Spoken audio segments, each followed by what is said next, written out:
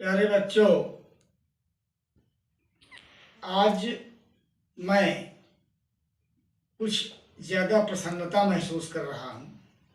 इसका कारण ये है कि हमने 2-3 दिन से आपको जो पढ़ाया, आप पढ़ रहे हैं हिंदी पद्य में और अंग्रेजी पद्य में।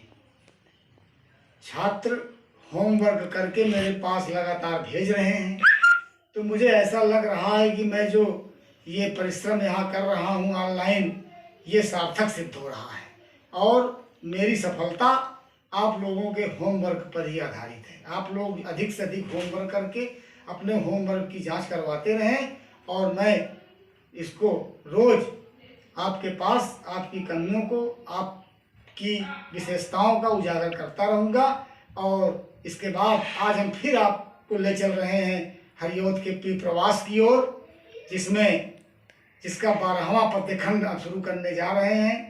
प्रसंग आप अच्छी तरह से जानते हैं कि राधा विरह अवस्था में है, श्री कृष्ण का मथुरा चले गए हैं और वो पवन को दूतिका बना करके अपना संदेश श्री कृष्ण के पास भेज रहे हैं। तो बहुत सी बातें बता चुकी हैं। पवन अभी राधा के पास ही टिकी हुई है। अब वो श्री कृष्ण को पहचानने के लिए कुछ खास बातें बता रही है कि पवन जाने के बाद श्री कृष्ण को तुरंत पहचान लेगी और जा करके उस राधा का संदेश उनको दे देगी। तो बताती है, श्री कृष्ण के शारीरिक वर्णन कर रही हैं कि आखिरकार वो वहाँ जाएगी तो श्री कृष्ण को कैसे पहचान पाएगी। उनका शरीर इस तरह का बना हुआ है, इसका वर्णन इस पद्यखंड में है। आइए देखिए। नीले फूले कमल दल सी श्याम गात की श्यामता है, पीला प्यारा वसन कट में पहनते हैं फबीला, छूटी काली अलग मुख की कांति को है बढ़ाती, सद वस्त्रों में नवल तन की फूटती सी प्रभा है। देखिए, सबसे पहले की लाइन में है, उनके शरीर का रंग जो है नील कमल के समान है। नील कमल, एक कमल कई रंग के होते हैं, एक कमल नीले रंग का होता है। और कैसा फूला हुआ कमल, जो फूल पूरी तरह से विकसित हो चुका है कमल का, नीले कमल का फूल। नीले फूले कमल दल से, जो कमल दल होते हैं, कमल नीला कमल फूला हुआ नीले हुए कमल के दल के समान गात की श्यामता है। उनके शरीर की श्यामता है, सांवलापन है, श्यामता सांवलापन। उनके शरीर का सांवलापन कैसा है, जैसे नीला फूला हुआ कमल। मैंने आपको इसके पहले बताया था कि श्री कृष्ण के शरीर का रंग काला नहीं था, इसीलिए यहाँ उपमा दी जा रही है, उपमा अलंकार का प्रयोग है इस लाइन में। उनके शरीर का रंग नीले कमल के समान, अर्थात नीले रंग की शरीर थी। नीला रंग जो होता है, एक दिन मैंने बताया था कि उनके रंग की तो उपमा हरिओद जी ने बादलों से भी दी है। बादल भी पूरी तरह काले नहीं होते हैं। आज इस पद्यखंड में उनके शरीर की उपमा दे रहे हैं, ये नीले फूले हुए कमल दल के समान। उनके गात माने शरीर की, श्यामता है माने रंग है, उनके सांवलापन जो शरीर का है वो फूले हुए नीले कमल के समान है। सी लगा हुआ है, एक शब्द सी, दल सी, सा सी सम यू सदृश, ऐसे शब्द जब वाचक शब्द जुड़े रहते हैं तो वहां पर उपमा अलंकार होता है। इस लाइन में उपमा अलंकार का प्रयोग किया गया है। पीला प्यारा वसन कट में पहनते हैं फबीला।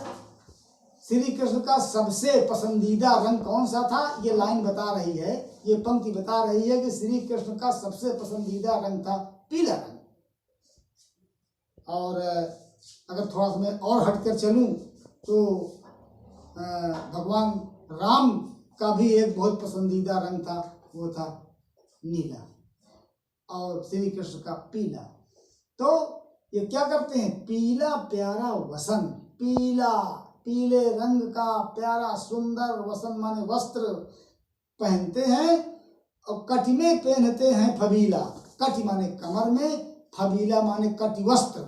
कटिवस्त्र एक होता है जो कमर में बांधा जाता है। आप लोग धारावाहिक में भगवान श्री कृष्ण का जब कोई धारावाहिक देखते हैं तो उनके कमर में फबीला, जो कमर कटिवस्त्र जो कमर में बंधा रहा करता है, वो कटिवस्त्र कहा जाता है। फबीला माने सुंदर, बड़ा सुंदर पीले रंग का कटिवस्त्र को वो धारण किए रहते हैं। बहुत अच्छी पहचान बता रही है राधा पवन के लिए कि क्योंकि फबीला जो कटिवस्त्र है सब लोग पहनते नहीं हैं, कमर में बांधने वाला वस्त्र, और अगर पहनते भी हैं तो पहचानने में उसको दिक्कत इसलिए नहीं होगी कि वो पीले रंग का कटिवस्त्र पहनते हैं। जब पीले रंग का कटिवस्त्र वो देखेगी तो तुरंत पहचान जाएगी यही श्री कृष्ण है, इन्हीं के पास मुझको राधा जी का संदेश देना। छोटी काली अलग मुक्ति कांति को हर बढ़ाती। अलग माने होता है बालों की लटें, बालों की लटें। तो छोटी काली अलग, बाल किस रंग के हैं? काले काले, काले काले बालों की लटें हैं। छोटी है माने बिखरी रहती हैं, उनके सिर के ऊपर काले काले बालों की लटें छूटी रहती हैं अर्थात बिखरी रहती हैं, और मुख की कांति को है बढ़ाती। बिखरने के बाद वो लटें जो हैं वो उनके मुख की कांति की, मुख की कांति को, मुख की सुंदरता को और बढ़ा देती हैं। चारों तरफ से लट बिखरी हुई है काले बालों की, और उनके मुख के चारों तरफ लटक रही हैं, तो उनके मुख की सुंदरता कांति जो है वो और बढ़ जाती है। सदवस्त्रों में नवल तन की फूटती सी प्रभा है। सदवस्त्र, सुंदर वस्त्र पहनते हैं वो, और उन वस्त्रों के नीचे उनका नवल तन है, शरीर है, जो शरीर ढका रहता है उनके सुंदर वस्त्रों में नीचे वो क्या होता है? तन की फूटती सी प्रभा है। अंदर से उनके शरीर की एक प्रभा, एक प्रकाश फूटा करता है, वस्त्रों से होकर के बाहर दिखाई पड़ता है। अर्थात उनका शरीर, उनके शरीर से इतनी प्रभा निकलती है, इतना प्रकाश निकलता है कि वो प्रकाश उनके सुंदर वस्त्रों के ऊपर फूट आता है, तो देखने में उसकी, उनके शरीर की सुंदरता कई गुना बढ़ जाती है। ऐसा वस्त्र धारण करते हैं। सांचे ढाला सकल बपू है दिव्य सौंदर्यशाली। कवि कहते हैं कि उनका सकल वप माने शरीर, सकल माने संपूर्ण शरीर जो है सांचा में मानो ढाल दिया गया है। आप सांचा जानते हैं? सांचा क्या होता है? सांचा जैसे किसी चीज को बनाने के लिए एक सांचा होता है, उसमें उसको डाल दिया जाता है तो अपने आप में सांचा बन करके निकल। जैसे साबुन है, साबुन जो है ये सांचा इसका होता है, सांचा में डाल दिया जाता है। या आप कह लीजिए जो ईंट बनती है भट्ठों में, इसका सांचा होता है, और उसी में मिट्टी डाल दी जाती है और उसको पलट दिया जाता है, बहुत फर्स्ट क्लास सुंदर उसका ईंट जो है सांचे के निकल आता है। तो श्री कृष्ण का शरीर जो है सांचे में ढाला गया है, सकल वपु, सारा शरीर सांचे में ढाला गया है। अब ये सांचे में ढालने का मतलब क्या होता है, जरा इसको भी समझिए। ऐसा शरीर जो नख से लेकर सिख तक शरीर के एक एक अंग और प्रत्यंग सब अपने अपने जगह में सेट रहते हैं। जब ना कोई छोटा रहता है, ना कोई बड़ा रहता है, ना कोई अंग टेढ़ा रहता है, ना कोई अंग पतला रहता है, ना कोई अंग ऊपर रहता है, ना कोई अंग नीचे रहता है। जिस अंग को जहां रहना चाहिए उसी जगह पर हर अंग अपने अपने जगह पर पूरी तरह से व्यवस्थित जब रहते हैं, उसी को कहा जाता है कि इसका शरीर सांचे में मानो ढाला गया है। तो श्री कृष्ण का शरीर जो है सकल वप, सारा शरीर मानो सांचे में ढाला गया है दिव्य सौंदर्यशाली। बड़ा दिव्य शरीर है उनका, उनके शरीर में दिव्यता है और बड़ा सौंदर्यशाली, बड़ा सुंदर शरीर है, दिव्य शरीर है। सब पुष्पों से सुलभ उनकी प्राण संपोषिका है। सब पुष्पों की, सुंदर पुष्पों की, अच्छे अच्छे फूलों की सुरभि जो महक होती है, जो अच्छे अच्छे फूलों से महक निकलती है, अच्छी महक वाले जो फूल होते हैं उनकी प्राण संपोषिका है। प्राण संपोषिका माने प्राण का जो प्राणवायु कह लीजिए आप, सांस आप कह लीजिए और सरल शब्दों में, जो उनकी प्राण संपोषिका निकलती है, अर्थात जो उनकी सांस निकलती है वो सुगंधित सांस निकलती है। अर्थात उनकी जो सुंदर, जिस प्रकार से अच्छे अच्छे फूलों की सुरभि होती है, महक होती है, उस प्रकार श्री कृष्ण के शरीर से उनकी जो सांस निकलती है, प्राण संपोषिका निकलती है, वो सुगंधित रहती है, जैसे सुंदर फूलों की महक होती है। दोनों कंधे वृषभ बरसे हैं बड़े ही सजीले। देखिए एक एक अंग का वर्णन कर रहे हैं हरिओत जी, उनके बालों का वर्णन, उनके शरीर का वर्णन, उनके कपड़ों का वर्णन, उनके ये शरीर की जो प्रभा फूट रही है उसका वर्णन, और उनकी सांस का वर्णन, और कहते हैं दोनों कंधे। अब आ गए कंधे की बात आ गई। उनके जो दोनों कंधे हैं ये वो कैसे हैं? वृषभ बर से हैं।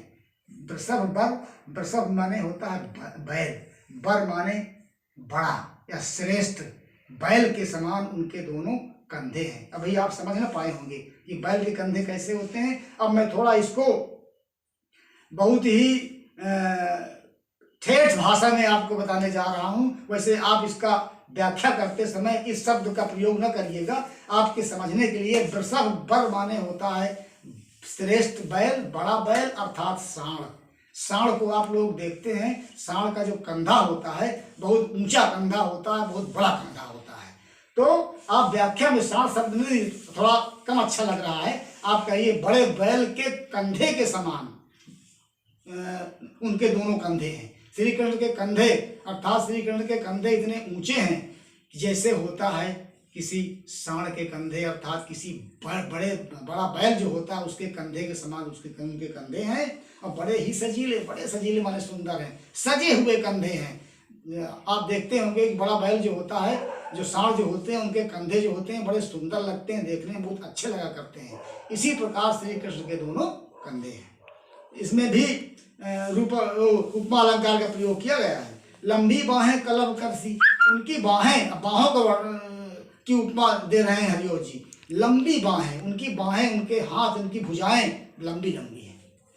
कैसी है? कलब कर सी माने समान, किसके समान? कलब कर के समान उनकी बाहें हैं। हाथ उनके श्री कृष्ण के हाथ कैसे है? जैसे कलब माने होता है हाथी का कर माने होता है हाथ। हाथी के हाथ तो होता नहीं है, तो अर्थात सूंड, हाथी का सूंड जो होता है उसका कर कहा जाता है, उसका हाथ कहा जाता है, क्योंकि हाथी हर कार्य अपने सूंड से ही करता है। तो श्री कृष्ण की बाहें जो हैं, श्री कृष्ण की जो भुजाएं हैं वो हाथी के सूंड के समान है। और शक्ति की पेटिका है, शक्ति का भंडार है उनकी बाहें, अर्थात उनकी बाहों में अकूत शक्ति है। जैसे हाथी के सूंड में पूरी शक्ति भरी होती है, वो अपने सूंड से ही बहुत बड़े बड़े कार्य कर डालता है, बहुत बड़ा बोझा उठा लेता है, वही उसका हाथ होता है, उसका सूंड जो होता है।